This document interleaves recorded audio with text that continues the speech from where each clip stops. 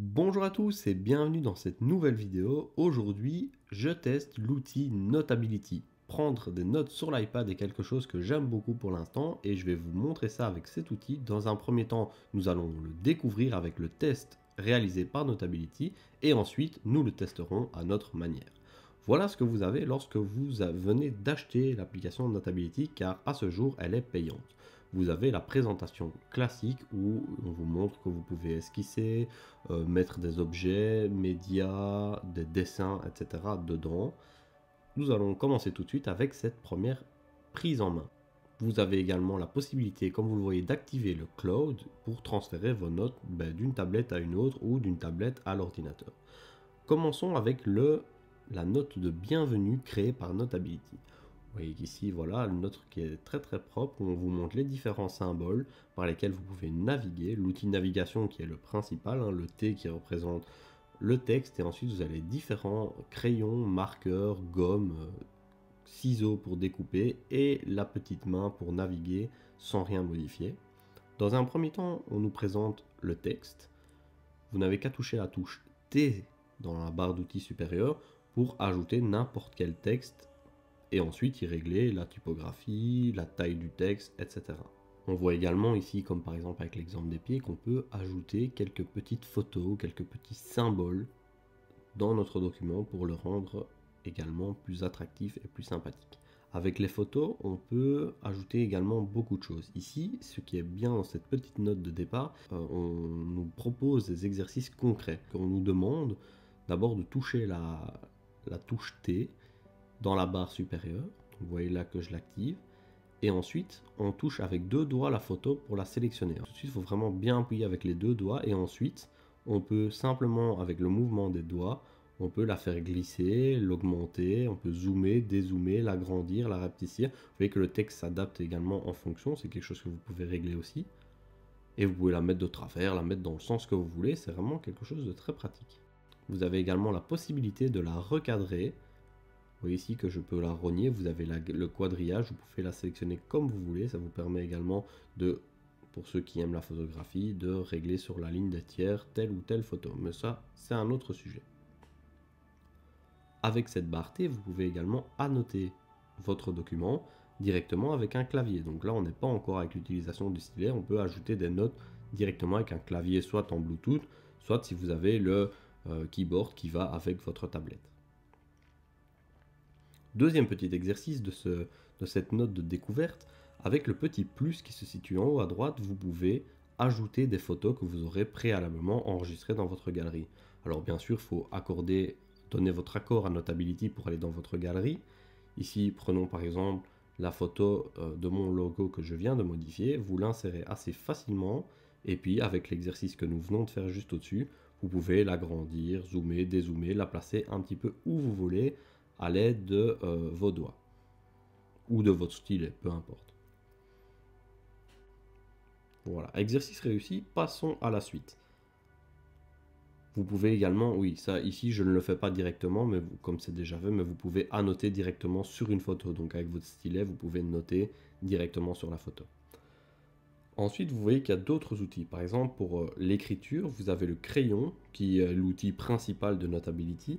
Donc vous pouvez écrire de différentes manières. On verra par la suite qu'on peut régler la taille, le grossissement du texte ou non. On verra également que le stylet, selon l'inclinaison, peut le faire tout seul.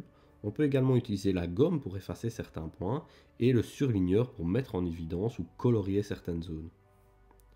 Petit exercice, essayons maintenant d'utiliser le surligneur pour superposer deux couleurs sur la planche de surf, comme dans l'illustration ci-dessous.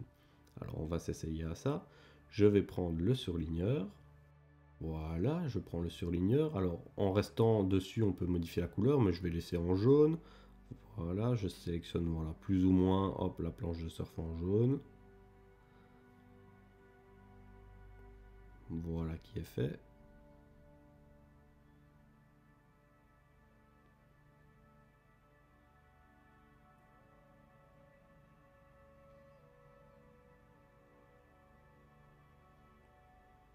Vous avez toujours à tout moment la petite flèche avec vers la gauche pour annuler un geste que vous venez de faire. Et si vous n'avez pas fait exprès, en restant appuyé sur cette petite flèche, vous pouvez également faire rétablir l'action que vous ne souhaitiez pas enlever.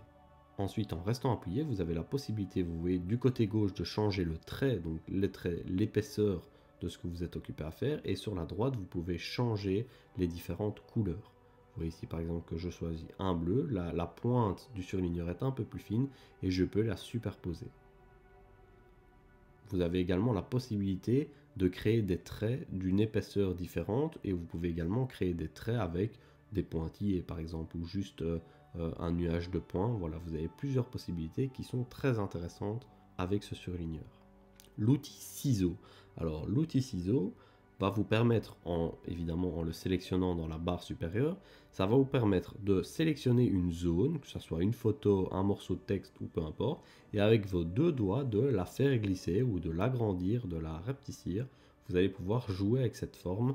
Pour une image, voilà, j'y arrive pas, mais avec un texte, alors est-ce que ça fonctionne avec un texte? Voilà, le texte lui il bouge sans problème. Voilà, j'ai pas de difficulté à bouger le texte. Avec une image, ça doit être un peu plus compliqué. À mon avis, ça doit être possible de transformer l'image, mais ici, ça zoomait plutôt dans l'écran, je n'y arrive pas. Le texte, aucun souci pour le modifier. Vous voyez que je le bouge dans tous les sens. Voilà, la forme, peu importe. Donc ça, ok. Donc à noter que pour les images, c'est moins facile, mais pour le texte, vous pouvez bouger une zone de texte sans aucun souci.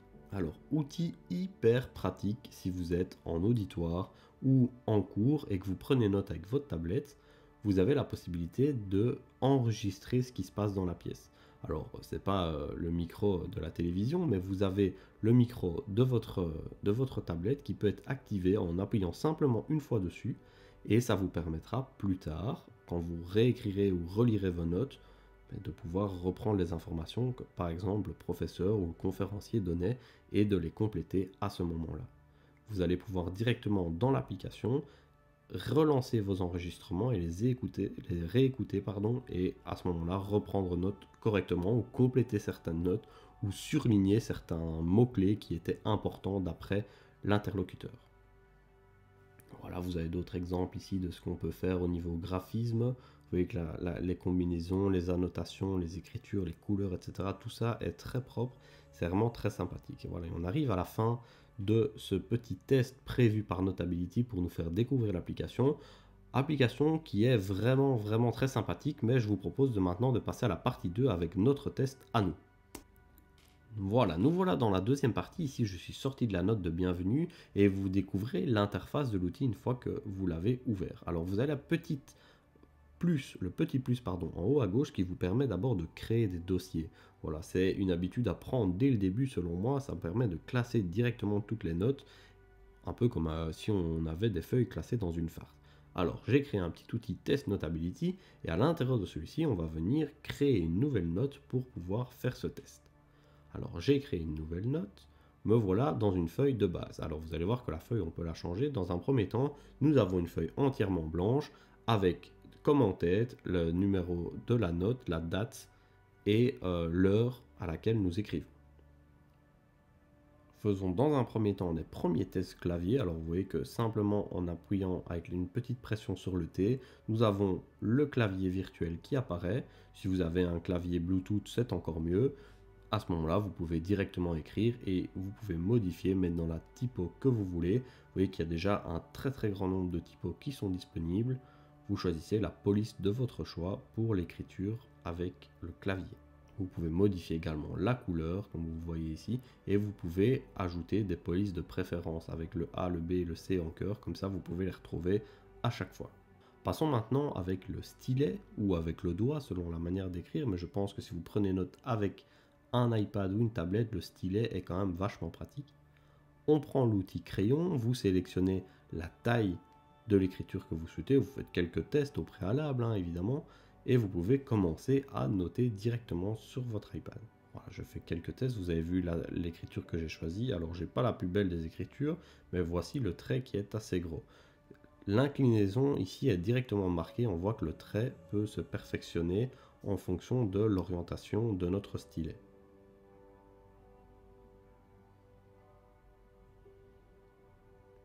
Hop, voilà, quand on fait une erreur, simplement on a la possibilité de faire la petite flèche. Voilà, on peut le tracer et Ce qui est également très agréable, c'est le tracé fait au stylet. Là, vous ne le voyez pas forcément parce que vous n'avez juste ma copie d'écran, mais l'inclinaison du stylet permet d'avoir un trait plus ou moins fin sur notre feuille. Regardez, je vous fais le tracé ici, vous allez le voir concrètement par rapport à la pression. Si j'incline, le trait grossit. Si je remets le stylo plus droit, vous voyez que le trait devient plus fin. Alors que quand j'incline le crayon, voilà, le trait devient vraiment beaucoup plus gros. Ça, c'est quelque chose qui permet de faire des annotations très sympathiques si vous surlignez, ou sur le dessin de carte, ou sur le dessin tout simple. Ça peut être un outil intéressant. Ce qui est également très chouette en prise de notes, c'est de mettre évidemment au fluo certaines parties, chose qui n'est pas tout à fait faisable sur une feuille. Si je compare à une feuille de papier, lorsqu'on vient d'écrire par exemple et qu'on veut passer surligner plutôt le texte qu'on vient d'écrire, ben, si on écrit par exemple au stylo, les encres risquent de se mélanger et ça risque de faire quelque chose de pas très propre. Donc ici, c'est vraiment le côté très agréable. On a plein de couleurs qui peuvent être mises, c'est très sympathique. Vous avez la possibilité de même faire du surlignage en pointillé, comme vous le voyez, si par exemple ça peut vous servir à expliquer par exemple, je sais pas, une route ou mettre un point en évidence. Vous pouvez faire un surlignage en point également, et pas en trait. Voilà, vous avez plein de possibilités. Ici, je vous mets ça un peu de manière désordonnée, mais c'est pour vous montrer un petit peu toutes les possibilités qu'offre l'outil. Ensuite, je descends un petit peu sur ma feuille pour vous montrer d'autres possibilités. Le petit plus en haut à droite nous permet facilement d'ajouter des images. Une fois que vous avez accordé le droit de passage à Notability sur votre galerie photo, vous pouvez ajouter tout ce que bon vous semble. Prenez par exemple une nouvelle photo de couverture sur les réseaux sociaux. Vous pouvez l'agrandir tant que vous voulez et vous pouvez même la noter. Alors pour la noter, vous avez évidemment le choix de couleurs, le vaste choix de couleurs que propose Notability, mais vous avez aussi la taille du texte, les différentes inclinaisons de crayon. Voilà, vous pouvez noter tout ce que vous voulez.